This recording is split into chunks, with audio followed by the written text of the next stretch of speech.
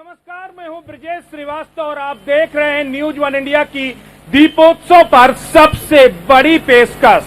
रामचरितमानस में गोस्वामी तुलसीदास ने लिखा था कि रिपु रणजीत सुजस सुर गावत, सीता अनुज सहित प्रभु आवत। तो जब प्रभु लंका विजय के बाद वापस अयोध्या लौटे थे तो अयोध्या में दीपोत्सव का माहौल था। घर घर दीपक जले थे, हर तरफ खुशहाली का माहौल था। त्रेता की दिवाली तो किसी ने नहीं देखी, लेकिन आज कलयुग में दिवाली त्रेता वाली।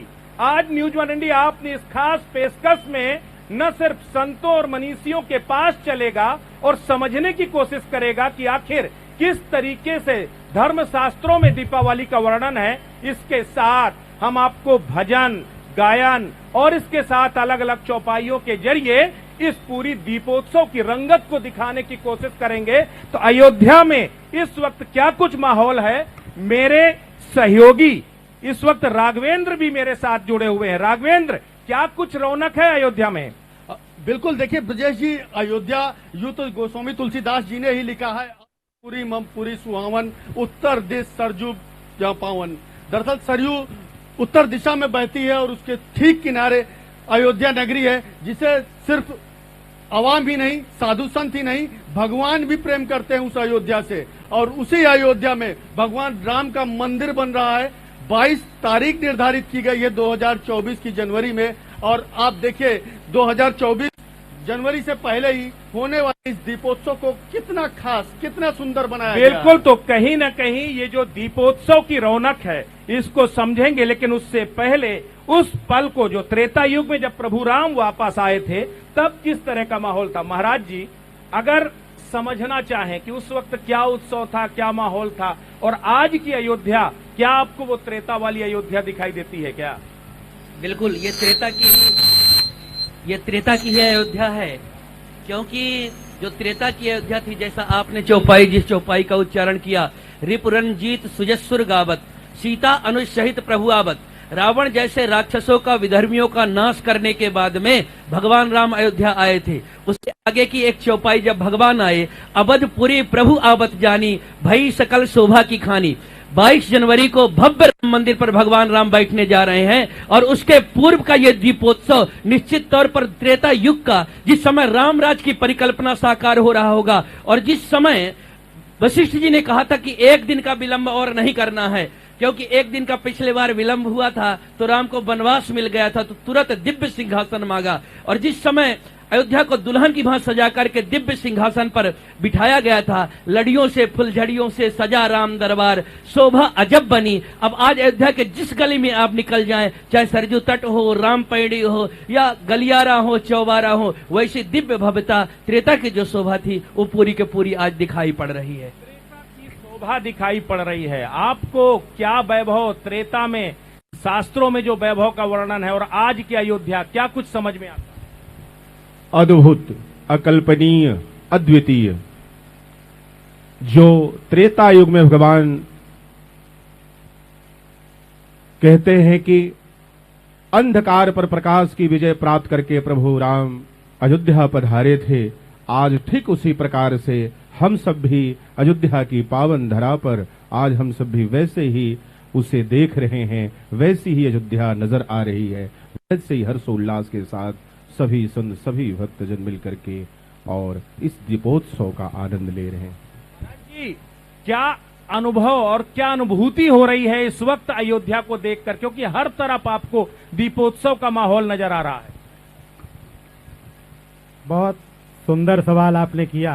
आपके जिस तरह से आज ये दृश्य देखने को मिल रहा है, क्योंकि हम लोगों ने त्रेता की तो दीप उत्सव नहीं देखा, लेकिन आज जो दीप उत्सव देख पा रहे हैं वह दीप उत्सव वास्तव में सार गर्भित करता है कि यह त्रेता का वह दृश्य कौन सा रहा होगा। भरत की जो है, जब भरत जी ने अयोध्या को, अपने मंत्रिमंडल को जिस तरह से आदेशित करके और अयोध्या को सजाने का, संवरने का कैसे दृश्य किया होगा।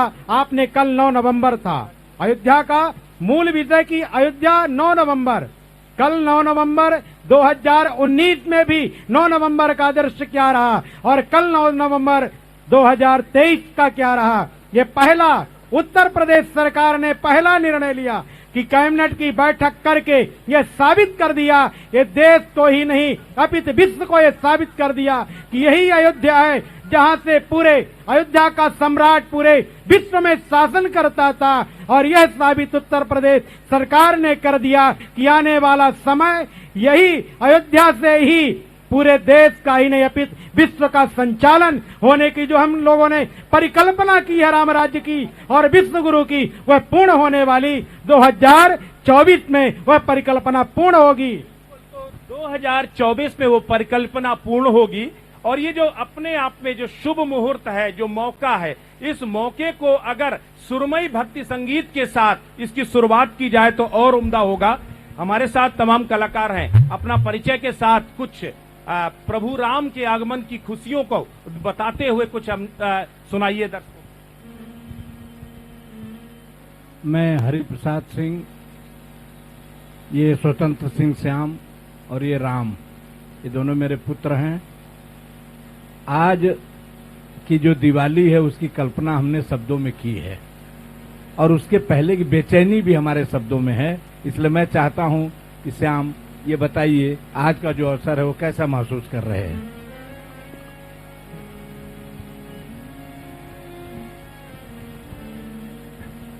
कभी नहीं सोचा था ये सपना भी सच हो पाएगा, इसी जन्म में राम प्रभु का ये मंदिर बन जाएगा। लेकिन लीला तेरी रघुवर सब बाधाएं दूर हुई, दुनिया भर के भक्त जनों की ये आशा परिपूर्ण हुई। लेकिन श्याम जी, जब तक ये फैसला नहीं आया था तब तक कैसी बेचैनी हम सबके मन में थी, उसको आप शब्दों में अगर कह सकते तो कहिए। हे रघुनंदन बहुत हो चुकी हिला हवाली, हे रघुनंदन बहुत हो चुकी हिला हवाली। कृपा करो प्रभु फिर से होवे बड़ी दिवाली, कृपा करो प्रभु फिर से होवे बड़ी दिवाली। हे रघुनंदन बहुत हो चुकी हिला हवाली, हे रघुनंदन बहुत हो चुकी हिला हवाली। कृपा करो प्रभु फिर से आए बड़ी दिवाली। क्या बात है, क्या बात है। कृपा करो प्रभु फिर से आए बड़ी दिवाली, बड़ी दिवाली, बड़ी दिवाली त्रेता वाली, बड़ी दिवाली, बड़ी दिवाली त्रेता वाली।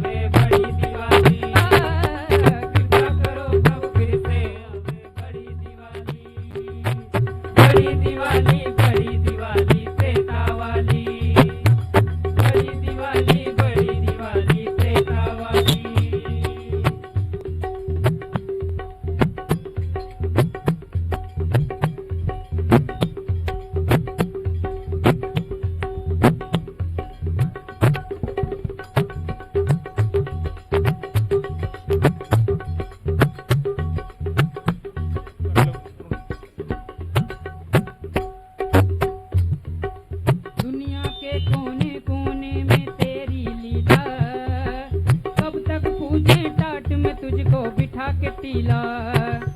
दुनिया के कोने कोने में तेरी लीला, कब तक पूछे टाट में तुझको बिठा के टीला। हम सबकी इच्छा है पूरी होने वाली, हम सबकी इच्छा है पूरी होने वाली। कृपा हुई हम सभी मनाते बड़ी दिवाली,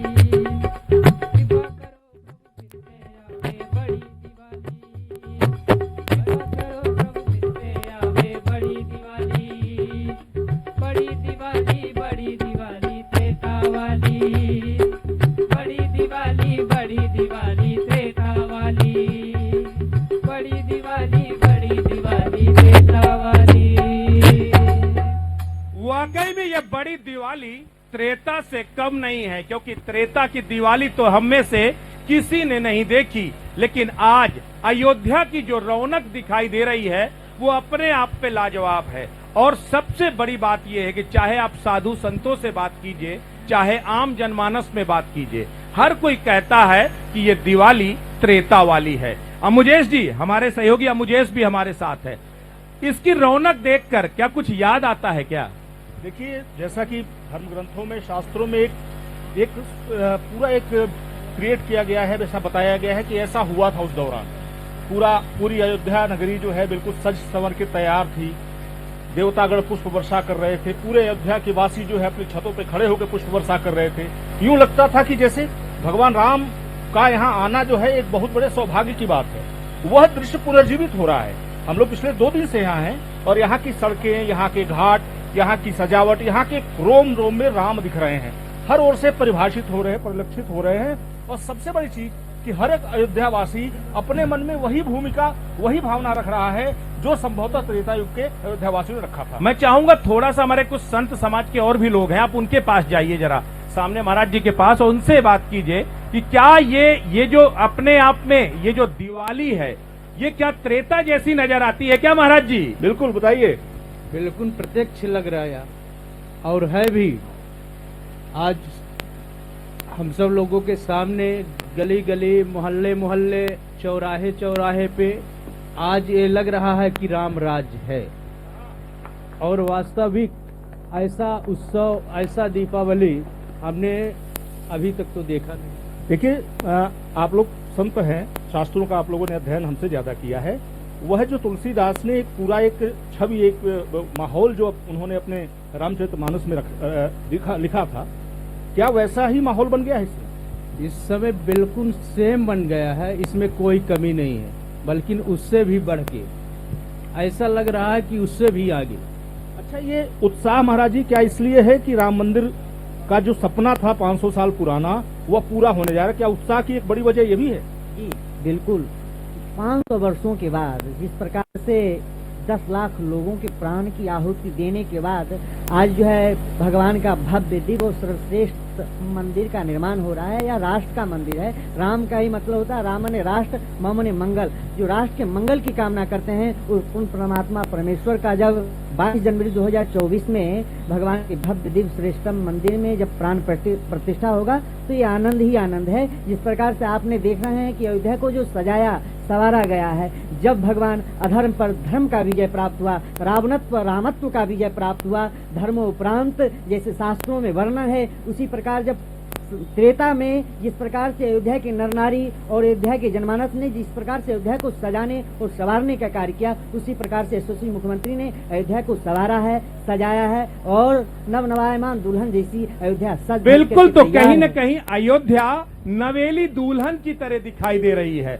लेकिन आज अगर अयोध्या में इतनी भव्य दिव्य और ये एक स्पिरिचुअल दिवाली अगर देखने को मिल रही है तो इसमें बहुत सारे लोगों का खून बहा है, बहुत सारे लोगों का जो है श्रम लगा है। और कहते हैं जब पुरुषार्थ की बात हो तो बुंदेलखंडी योद्धाओं का तो अपने आप में अद्वितीय होता है। और हमारे साथ आप सामने आइए, सारे लोग, जरा सारे लोग सामने आइए।